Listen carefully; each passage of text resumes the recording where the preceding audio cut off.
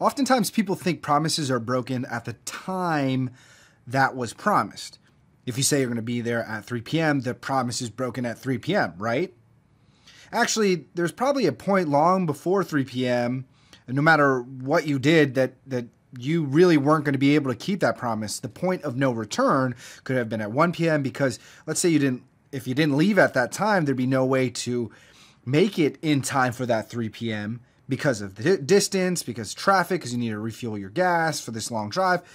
Whatever that might be, it is really helpful to do a backwards countdown to your point of no return. We call this point of no return analysis, and it helps us understand how promises work and how we can safeguard them.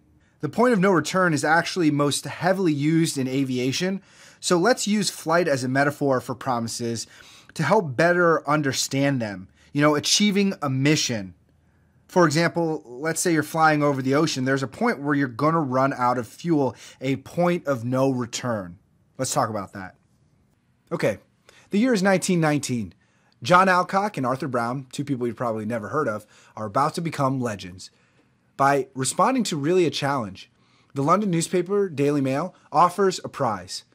To this effect. The aviator who shall first cross the Atlantic in an airplane, in flight, from any point in the United States of America, Canada, or Newfoundland to any point in Great Britain or Ireland in 72 continuous hours will win a prize of £10,000. That's a ton of money in 1919. So several teams enter the competition, and around 1:45 p.m. on June 14th, 1919, in St. John's, Newfoundland, Canada, John Alcock and Arthur Brown take off in a modified Vickers Vimy bomber airplane with 3,900 liters of fuel. 15 hours and 57 minutes later, after losing radio contact, their heating system, intercom through fog and cold, they land in Clifton, Ireland, becoming the first people in the history of the world to complete a non-stop transatlantic flight. Point of no return. I mean, you're crossing the ocean, right?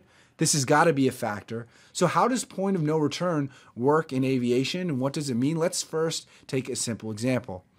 Let's say that you have 100 units of fuel. You're trying to fly across the ocean, so it's very important from coast to coast to really understand when you're going to run out. And intuition might tell you somewhere halfway you can't go back. It would take too much fuel to go back. You've already burned half. You've got to go forward because that's your only option. And now that may seem true, but actually your point of no return could possibly change along the way. Let's talk about some other factors. Well, it takes a lot of fuel to take off and get to cruising speed. And so you use more fuel in that piece, so you're going to have to account for that. You also are going to have to account for how much you weigh. You're taking all that extra fuel, you're going to actually have to have fuel for the weight of the fuel. And here's a huge factor, headwind. In 1919, you don't know what headwind is going to be like, and maybe somewhere along the way, you've had so much headwind against your airplane that you actually need to turn around because you're running out. Now, in commercial flight today, that might be easier to calculate, but there are other factors in commercial flight today. For example, if you're at the tarmac in an airplane waiting to take off, there might be 15 airplanes in front of you. You could sit there for 30 minutes waiting to take off, and during that, you are burning a lot of fuel. You see, what seems like a simple point of no return calculation, just 50%, well, now it's quite complicated. And the same can be true about our promises every day. It's not so easy to tell when a promise is going to be broken. Lots of people accidentally cross the point of no return in their commitments unknowingly because they're not actively calculating this point correctly. You can get better with your promises with point of no return analysis. You see, every promise has a point of no return. Actually, promises have many points of no return. So let's take an example of a simple but serious promise that accounts for a point of no return. Okay, the promise is that you are going to volunteer at your local children's hospital by managing a project. You're going to throw a party for the parents and the kids. Now, this is going to be a really happy moment in their lives and a beautiful family memory. Now, remember, with Children's Hospital, many of the children you're working with could face possibly terminal diseases. And so this is a really important thing that you're doing. It's obviously important, and you have made a literal promise to the kids that this party is going to be great, and you mean it. I will throw a magic-themed party for children in the hospital. Let's say you also promise them that it will happen at Friday at 6 p.m. They get all excited. Okay, so in this promise, you're going to need to do a few things. You're going to need a room to have the party in. You're going to need to have food and entertainment, decorations. Okay, so let's say the room, the food, the decorations, that's all easy. Nothing goes wrong here. Nothing is affecting your point of no return. It's all grand. But now something goes awry. You see, 2 days before the party, the magician you booked for a party that, in this case, you told the kids is going to be themed around magic, that magician that you were counting on has canceled. The theme of the party is magic. You told the kids that it's going to be about magic. And now you feel a point of no return approaching you. How are you going to get a magician in such a short notice? It's not easy. Have you already crossed a point of no return? Maybe, but maybe not. Maybe you can push that point of no return back. Maybe you could find another magician. So what do? You frantically start calling people. Not only that, you expand your resources to ensure that point of no return is pushed back. You actually have friends start calling people too. You post to social media. You have them post to social media. You exhaust all possibilities in trying to contact a magician, so you get a bunch of lines in the water. You get a bunch of contacts out there, and now you're just waiting for a response. But while you're waiting for that response, it feels like you're kind of just sitting there.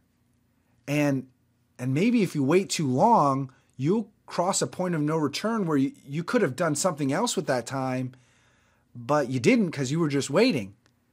So what do you do? What do you do while you're waiting? How do you push that point of no return back and create not just a plan B in finding other magicians, but what is your plan C maybe even? Well, while you're waiting for magicians to possibly contact you back, you could learn magic. I know that sounds ridiculous, but you made a promise to these kids. And while waiting for magicians to call you back, you could probably learn magic yourself. You know, you're still 40 hours away from this party. You could spend 20 hours, 12 hours teaching yourself magic, and you'd be surprised what you could do. Instead of learning magic, have something else that's magical feeling, like science activities that might get you by. But the point is that you need to exercise a plan B, but even with a plan B, if that plan B is not 100%, you need to start working a plan C. That may seem ridiculous, but what it's doing is it's accounting for points of no return. And I assure you that many promises have points of no return that work mechanically just like this. And when you see a point of no return approaching you, you have to adjust your plan to ensure that you don't reach that point. And if the promise is very meaningful, and if you're a person of your word, you might have to do some ridiculous things. So what can we learn? What can we understand? Well, a lot of things can affect your point of no return. And here's a list of them. And just in this example, vendors and service providers, well, the magician in this example, weather could have affected your promise. Well, let's say you're late to the party because of a snowstorm. Civil infrastructure, maybe there's an accident on the highway that causes a 1-hour backup for you to be late. Resources, supplies, and equipment. What if that room, in another example, became double booked? Mental and physical capabilities. What if you got sick? Who's going to take your place to run and manage this party? At the end of the day, a promise is often a sequential timeline of interdependent events, meaning that, there's a lot of dominoes that have to be knocked down in a row for things to happen right. A lot of promises work like that, and that can create lots of points of no return. So the moral of the story, the principle here is, what is your point of no return for your promise? Are you constantly and consistently measuring that point of no return? And if you get too close to that point of no return, are you developing a new or adjusted plan that can help push your point of no return back?